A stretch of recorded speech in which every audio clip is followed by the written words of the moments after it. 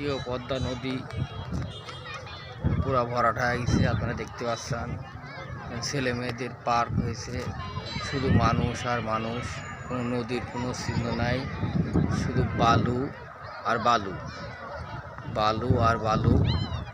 এই নদীটা শুকা গেলে এখানে 5,000 মানুষের 5,000 মানুষের রেজেকের নির্ভর করছে। এই পদ্মা নদী ছিল, সারা সবাই বেকার হয়ে গেছে, তাদের কোনো কাজকর্ম নাই, তারা এখন অসহায়। সরকারের দৃষ্টি আকর্ষণ করছি এই জেলে ভাইদের আবার পুনর্বাসন করার জন্য অনুরোধ জানাচ্ছি।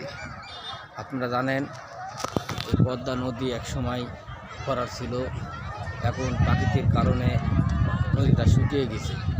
আর ছেলে মেয়েদের ফুটবল মাঠ, খেলার পার্ক এসবগুলোই হয়েছে।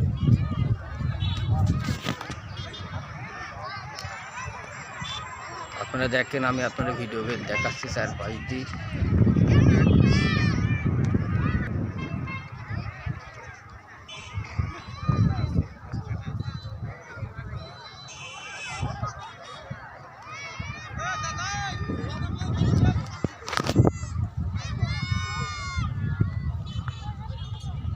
আমি এখন নদীর মধ্যে বসে আছি,